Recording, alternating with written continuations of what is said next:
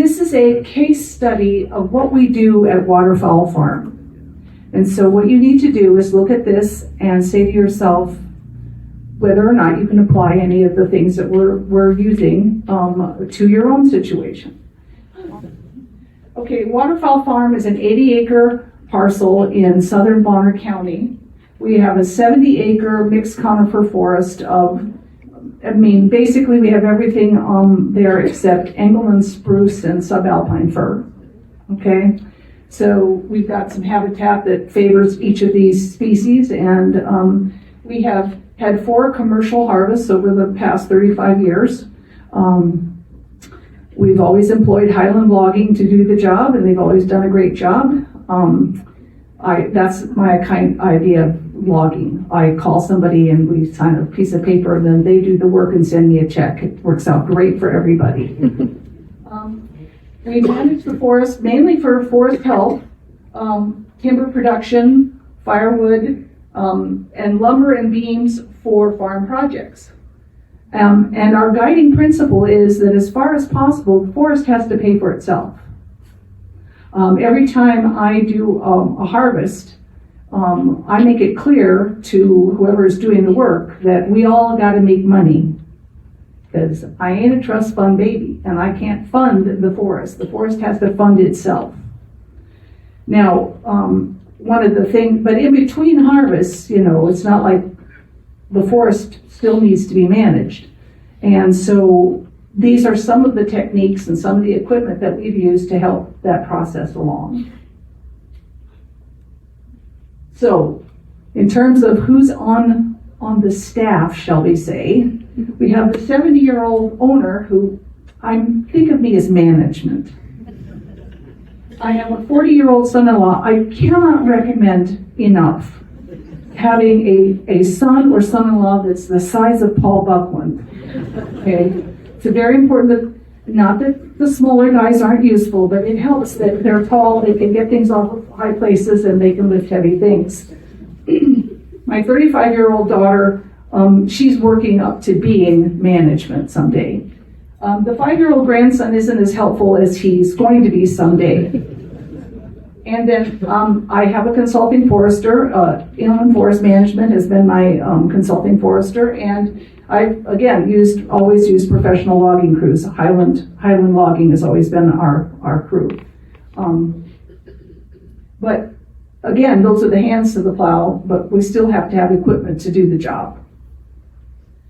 So our challenges are so we have 3 households involved in our property, and all of us heat with wood. So every year we have to get enough firewood in to heat 3 households over the winter. We have to keep skid trails and logging roads open and fences clear of blowdowns. I have, in addition to trees, I have a couple of elderly ewes in retirement and Scottish Highland cows. The damn cows are hard on fences. I mean, I thought horses were bad, where they would lean over the fence and push it down in order to get the grass on the other side. But these things have horns, and they cause a lot of damage. So keeping the fences clear and keeping the trees off the fences, because for some reason they just all want to go outside the fence, is a job, and you have to keep up on it. We harvest some of our trees for farm projects, and none of us are getting any younger. Although my son in the Army says that my problem is I'm just not doing enough weightlifting. What's wrong with that boy? So our solutions are, well, first of all, we rely on a consulting forester and qualified logging company for the big jobs. Okay, I don't believe in. I think it's important to recognize your limitations. Okay. I'm not going to, as soon as somebody told me that simulator, the logging simulator, had like 4 joysticks and 12 buttons and 2 foot, I thought, okay, you lost me at 4 joysticks. I could never even turn the thing on probably safely, let alone run it. And so I have nothing but admiration for people who are able to do that work. So first of all, we hire the professionals to do the big jobs. But we recognize that we have to invest in good equipment in order to do a good job in the forest. Trees are not like grass.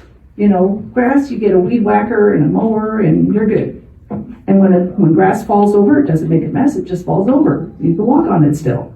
Trees fall over and there you are. You've got a blocked road and you've got to deal with it. So having good equipment lets you do that job safely and more effectively. And every night I say, thank you, Lord, for the internal combustion engine and the power of hydraulics. I think both of those, so whoever, you know, it's too bad that they don't actually like have Nobel Prizes for, you know, mechanical engineering, because somebody deserves one for these. And we recognize that that not all of the logs have to go to the mill, okay? Over the last few years, we've all been talking about how, you know, log prices are down and it's getting harder and harder to actually make money on a logging job because, you know, it costs more to take the trees out of the woods than we're getting at the mill. Well, not all the logs have to go to the mill. There are things you can do with that wood fiber on your own place. I mean, consider the cost of lumber at Home Depot or Lowe's, and you think to yourself, you know, I could use a little rough cut lumber around here and save a few bucks. So we're looking more and more at what projects do we have to do around the place, and how can we use our own trees to give up to provide that material. Obviously, safety equipment is important. Now, mind you, I have all these things, you know, for all of my son and my sons who go out into the woods and do things. I frequently find that they're left at the house instead of being put on their bodies when they go out there. But a helmet with a safety shield or safety glasses, ear protection, leather gloves, Kevlar chaps, and steel-toe boots. Those are all just basically good safety equipment. All you have to do is have a chainsaw slip one time in your hands and watch it almost take part of your leg off to convince you that Kevlar chaps are a really great idea. And, you know, my hearing is crap anyway, and if I had to listen to a chainsaw all day long, it'd be even worse than it already is. So ear protection's a great idea. This stuff needs to be paid more attention to. I think we should have a whole session on safety equipment and why it's important, and maybe a lot of grisly videos of what happens to people when they don't have it. You know, just like the ones that they used to show us in high school about what happens if teenagers drink and drive. We should have some of those videos. We'll have to work on that. Okay, now, let me say this about the chainsaw recommendations here. I do not use a chainsaw, okay? Again, me and Dirty Harry, a man's got to know his limitations. I do not have the upper body strength to handle a chainsaw with a 22-inch bar, okay? But my very large son-in-law does, and I let him use it. So, you know, you need basically you need a chainsaw because you're going to need it to fell trees on a limited basis or cut up blowdowns or firewood. And I can use my battery-operated chainsaw to help with limbing and cutting up smaller diameter trees, but I know that I can't handle a 22-inch bar, so I don't try. Now, where's Sandy? Sandy probably has a longer bar than that on her chainsaw, but I'm not Sandy, and I don't pretend to be. So, know your limitations when you're choosing a chainsaw. Know what you can handle. Again, this is recommendations from my son-in-law. It should be gas operated with at least a 22-inch bar, longer if you have bigger trees that you need to cut up. And again, I have a very nice battery operated chainsaw that I use for smaller jobs, for pruning, for limbing, and I think they're a great addition to your toolbox. And we have a very nice one that's going to be raffled off this very noon. You also need a tractor. you need a tractor. I know tractors are expensive. I realize that, not everybody wants to run out and buy a tractor, but by golly, you need a tractor. We have this is an LS, I believe it's 50 horsepower LS tractor, and it's critical for handling small to medium forestry management jobs. We couldn't do the work we do without this tractor.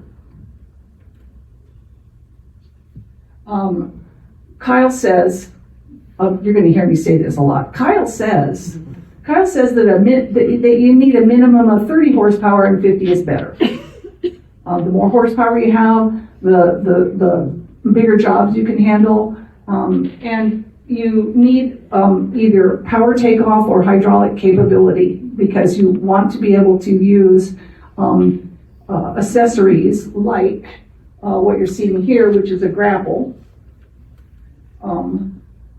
And the other attachment that Kyle recommends is forks, a grapple and forks. That grapple, I love that grapple. It's stuff that you would have to hand move, piece by piece. The grapple just comes on and goes and moves it over there. Hydraulics. We also have a winch for the tractor.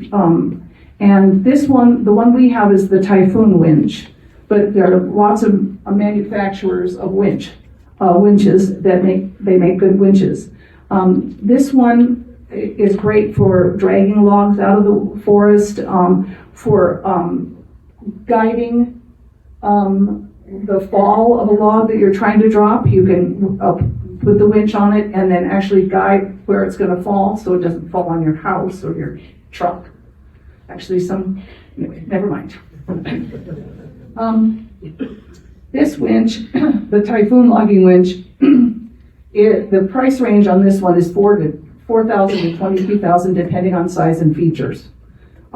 We have a middle of the road model, and how much you can pull depends on how many snatch blocks you have set up on the winch, and you can buy additional ones to give you greater leverage. The Wallenstein skidding winch. You'd almost think I've been reading Patrick McManus. The Wallenstein skidding winch is it's a lower price range, but again, depending on size and features, you can get a winch that will fit your tractor and allow you to do a lot more work in the woods safely with this type of equipment. Now, you need a trailer to haul logs. I do not have a trailer. I have an International Harvester 1600 Lodestar, which we may at some point regretfully have to sell down the road because my son-in-law thinks a dump trailer is a better idea. But I think it would be a very sad day when we let this piece of history slip out of our hands. But anyway, the dump truck works great. You just load the logs or the firewood in the back of the dump truck and you take it wherever you want and you dump it out. Something like that helps you moving material from place to place. If you have a pickup with an 8-foot bed and you're willing to, work with smaller logs or shorter logs and you don't care what happens to the back of your pickup, then you could obviously use a pickup. But a trailer or a dump truck like this is probably more helpful if you're dealing with larger quantities of material. Firewood, like I say, is a big deal for us. For households heat with wood, so we need to get a lot of firewood in every year. It's the most labor-intensive job, annual job in our forest. It's how we clean up blowdowns. It's one of the reasons we go out there and cruise around and take a peek at the trees is to see what firewood's going to be available this year. And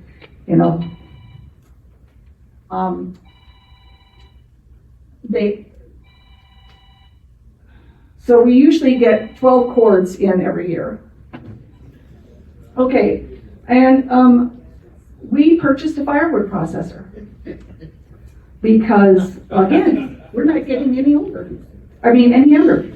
And so the firewood processor is definitely the bomb. So this is the one that we purchased. This is the EcoPro 300K firewood processor.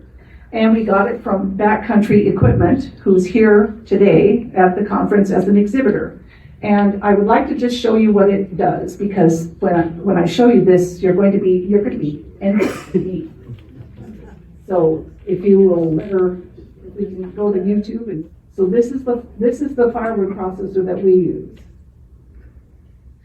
And you can see, I mean, is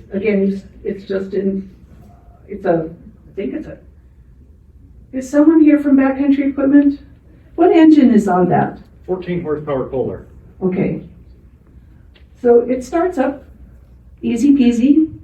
And it's really nice. This is a very towable piece of equipment. So you can, anywhere you've got a reasonable skid trail, you can just tow it to wherever you want to use it.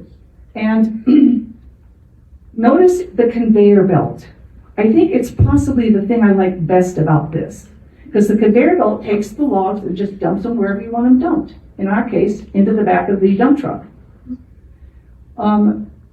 Again, you use the tractor for loading the logs onto the bed, the feeder bed, and then you simply, the saw, you cut it to whatever length you want, and you set the dogs, and that tells, that's where you stop, and you can set whatever length you want. We have a four splitter head, but I think you can get a 6 splitter head, can't you? Yes. Yeah, if you have larger diameter logs and you want to split it into 6 pieces instead of 4, you can get a different splitting head, but this works fine for us. And then you just keep feeding the log in until it's all done, and then the conveyor belt takes the wood up the conveyor belt, and like I say, in our case, it dumps it into the back of the dump truck. And, this is, I love this. I love this piece of equipment very much. I do. I mean, it beats the heck out of standing out there with a chainsaw, cutting it up yourself, and then hauling it piece by piece with the, truck over to where you've got the splitter, splitting it, and then, this is the bomb. Okay, I think You have pictures of the firewood stacker? Pardon me? No, that's, I still get to do that. That's what I tell my son when he tells me I need to lift more weights. I said, I stack firewood. I mean, come on, give me a break. Sadly, no, it doesn't come with a stacker. Yes, ma'am. About how much was that, Mary? I'm sorry? About how much did that cost, that thing? Let's go back. There it is. Okay, it's on the first row. It was about I think when I looked at our bill, it was about $7,100, but we got some additional accessories, okay? You can get something called the live feed table, where you can actually load up a bunch of logs and then they roll down and feed into the truck. So that's an accessory you can buy extra. And we got some additional accessories. Maybe you can speak to the current pricing on that. So that's one of our middle options for the EcoPro processor. We do have a cheaper one that's now available since you purchased. That starts at like $4,600. So it's pretty cheap entry level going in. But we have log lifters to lift the log up onto the machine. We have hydraulic end feeds. We have a hydraulic chainsaw bar to where you're not pulling down the lever for cut the wood. We have a lot of different features, Okay. Different log tables and whatnot. So you definitely, if you're interested at all, you need to go and chat with the folks at Backcountry Equipment in the exhibit hall, because there are many bells and whistles that you can purchase with this type of firewood processor, and you will not be sorry you did this. Trust me. Here's another, the Typhoon. Any of you who were at the field day at the Priest River Experimental Forest last year got a chance to see the Typhoon firewood processor in action. What I will say about that is that firewood processor is definitely, I think, pointed more toward someone who is producing firewood on a commercial basis, for sale to other people. It's much higher priced, and it's designed to handle a much larger scale of log and production than would be appropriate, I think, for most home situations. Now, again, one of the things that we looked at when we were trying to imagine how we would use some of the wood on in our forest was, how can we add value to what is in the forest for our purposes, and maybe commercially as well. And so Kyle and my husband Alan decided to purchase a sawmill, and Kyle set up a business called the Bespoke Beam to do custom milling for people who needed rough cut lumber, beams, posts, and so on. So not all logs can go to the mill. They might be too short. Some mills don't want to take blued wood, even though a lot of craftsmen and furniture designers really like that wood. And so it's appropriate to have this type of ability to turn some of those logs into lumber. So we've already used this. Well, first of all, the sawmill cut all of the wood to build the mill house. So, and then we've used it for home improvement projects and for building projects on the place. The nice thing about this mill is it's a bandsaw mill, and so because it's a bandsaw, it has a finer kerf than a rotary saw. So you have less planing and finish work to do on the lumber that you cut. Plus, it also reduces the wastage. And custom milling brings another income stream to the farm. So again, we'll go ahead and have a look at, for those who've never seen a bandsaw mill like this in action, we have a little video to show you what it looks like when you're using it. Now again, this bandsaw mill is being towed to a location because it's intended to be a mobile mill. In our case, we actually set it up in a permanent location and built a mill house around it. So ours is so we bring the logs to the mill. But if you were interested in this as a way of generating more income, you could tow it to the location of a customer and mill their wood for them there and then tow it on home. That's another option for you.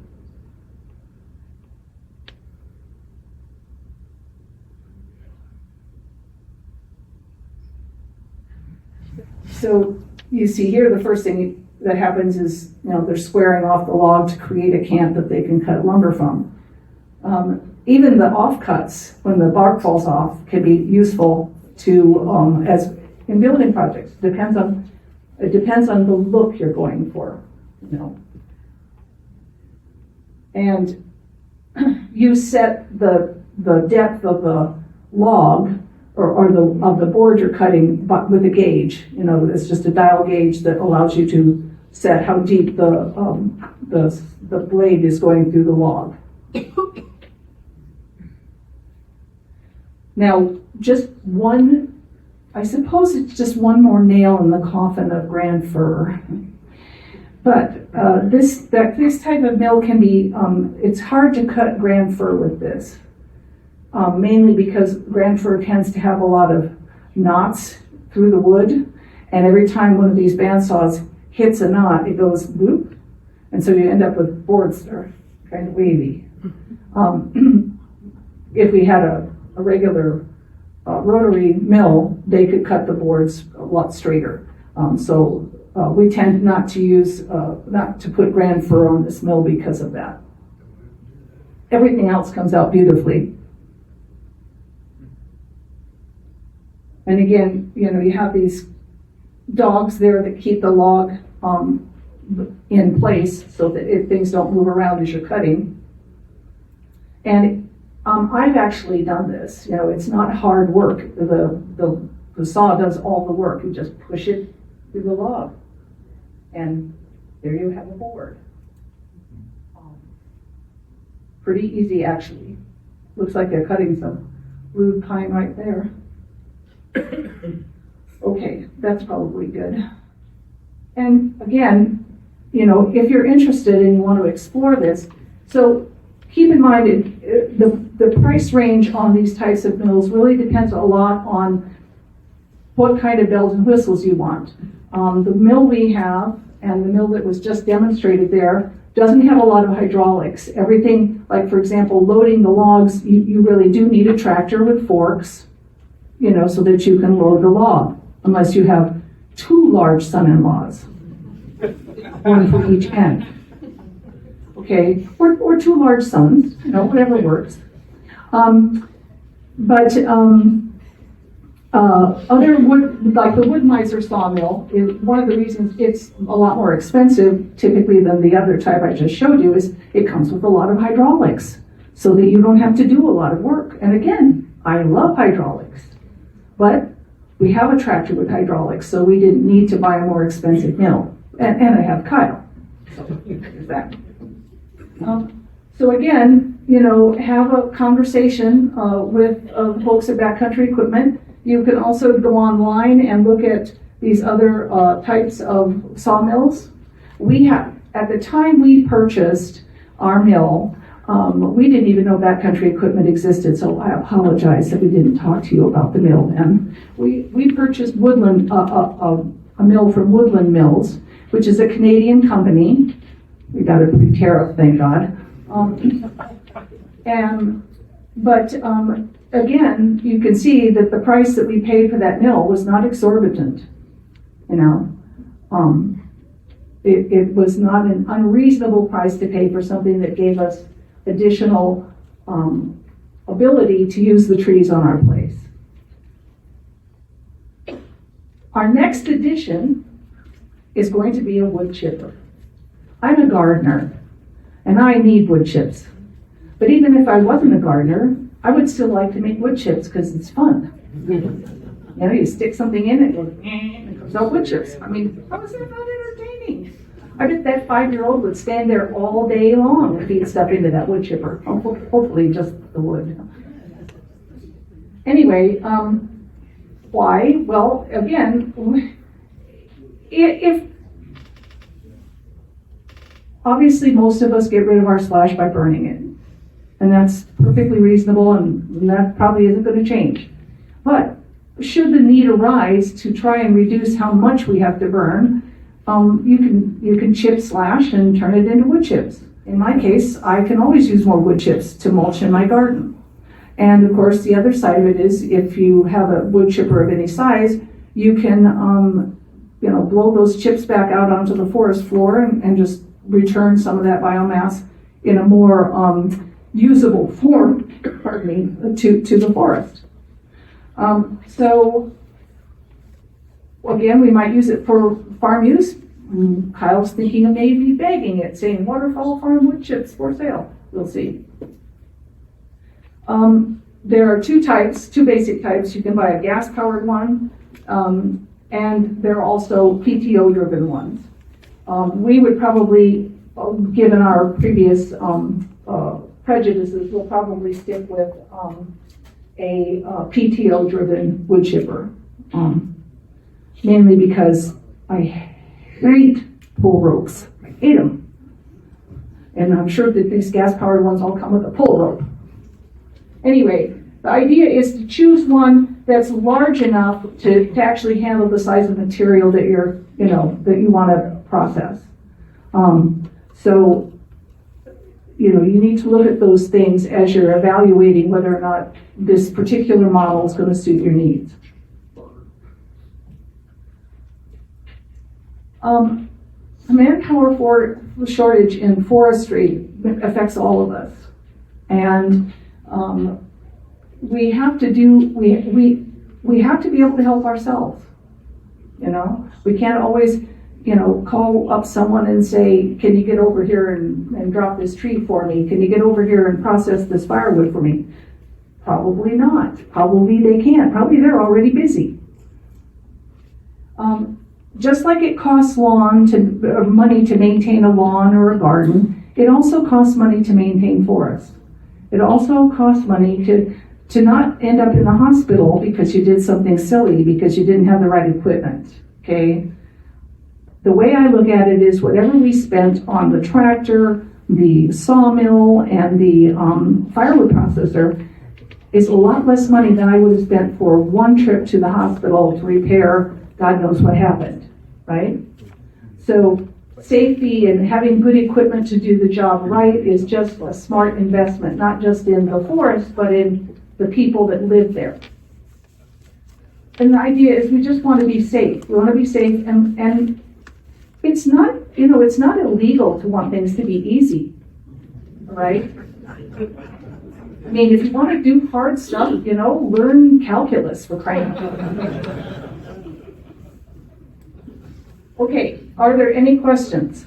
Question, do you maintain the saw blades on your bandsaw mill, like sharpening stuff back, or you take it someplace to get done? I do not do anything of the kind. Remember? Management. Okay? Kyle has purchased additional saw blades. He does take them to someone to be sharpened. Sharpening a saw blade is an art, and it pays. It more than repays whatever investment you put in having them sharpened by having a good sharp blade that does the job. But we do have extra blades for the mill, and that's just a smart thing to do. Get a couple of extra blades. You never know when you're going to be processing a log and run into somebody's favorite spike, and there you are with no saw blade. Maybe I could comment on that. We're down in the Cascade area and have a much larger mill than that, but we'll run through about 24 to 30 blades a year. I have found local talent that will do it for about $10 a blade. You have to search for those guys. The sharpeners are not easily found because they're about $1,200 for the sharpener, and then you have to find the guy that's willing to put the time into that.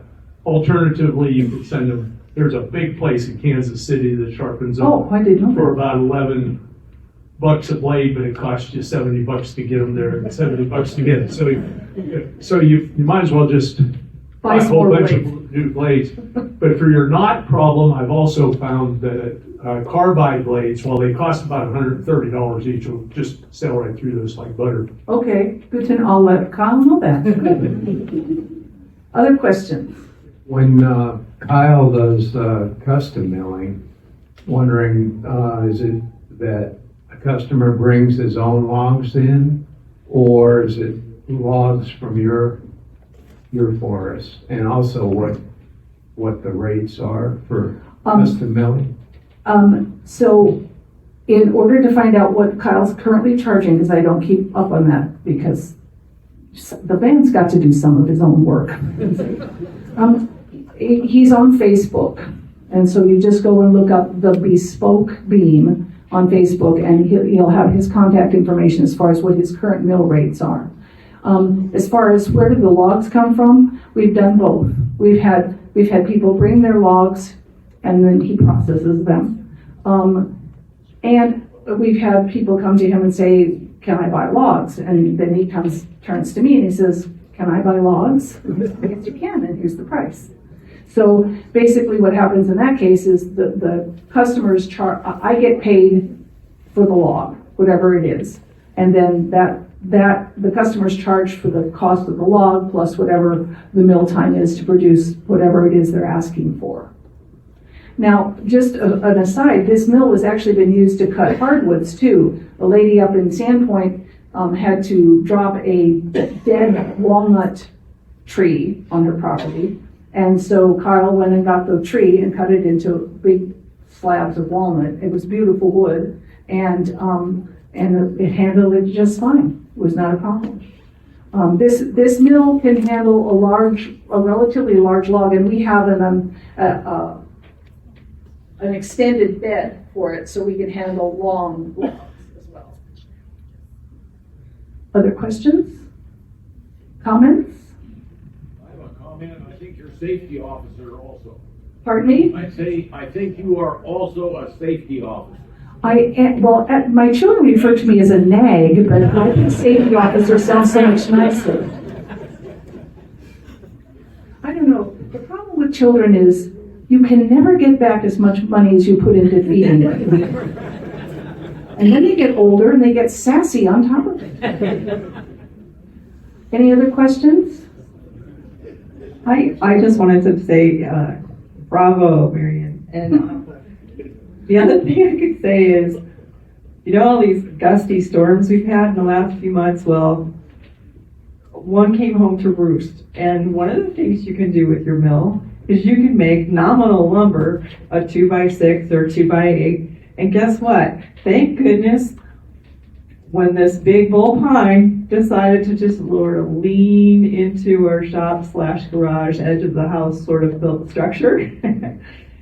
It was on 2-foot centers with good old Hudson lumber from 50 years ago, 2x8s, I think, or whatever it was. And it just rested there. It did not demolish our whole house. There you go. Just goes to show you can produce quality lumber with what's right at home. Now, you could get creative and make them as big as you need, and then you'll never have to rebuild the whole structure. So what I will say to you is that when you're talking, give into your lazy child. Okay, what we've done here is we've sort of, it's inspired laziness. You know, work smarter, not harder. Okay, I still have to stack all my firewood by hand, and that's fine. I don't mind doing that work. It's good for me. But if you're going to be out in the woods, don't cheap out.